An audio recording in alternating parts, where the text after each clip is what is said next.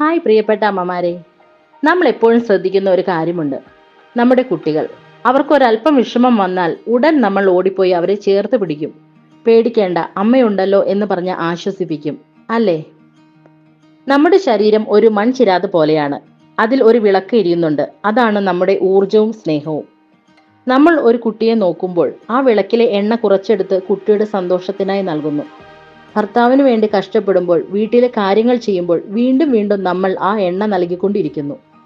നൽകുന്നത് നല്ലതാണ്, പക്ഷേ രാത്രി കഴിയുമ്പോൾ ആ ചിരാത് കാലിയാകുന്നത് നമ്മൾ അറിയാറില്ല.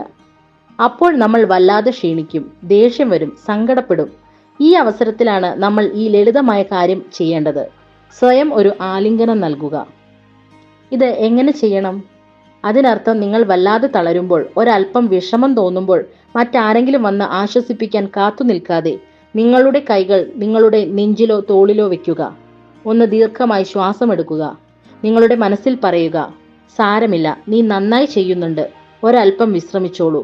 ഇതൊരു മാന്ത്രിക വിദ്യയല്ല. ഇത് ആ ഒഴുകിത്തീർന്ന ചിരാതിൽ പുതിയ എണ്ണ നിറയ്ക്കുന്നത് പോലെയാണ്. സ്വയം നൽകുന്ന ഒരു ചെറിയ പരിഗണന.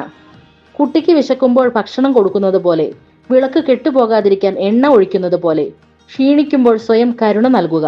ഓർക്കുക, നിങ്ങളുടെ ചിരാത് നിറഞ്ഞിരുന്നാൽ മാത്രമേ ആ പ്രകാശം കൊണ്ട് വീടും കുടുംബവും നിറയ്ക്കാൻ നിങ്ങൾക്ക് കഴിയൂ. ഇന്നു മുതൽ ഒരു ദിവസം ഒരു നിമിഷമെങ്കിലും സ്വയം ഈ ജെന്റിൽ ഹഗ് നൽകാൻ ശ്രമിക്കുക. ഇന്നത്തെ ഈ ഉണർവ് നിങ്ങൾക്ക് ഉപകാരപ്പെട്ടെങ്കിൽ തീർച്ചയായും ലൈക്ക് ആൻഡ് കമന്റ് ചെയ്യണേ. താങ്ക്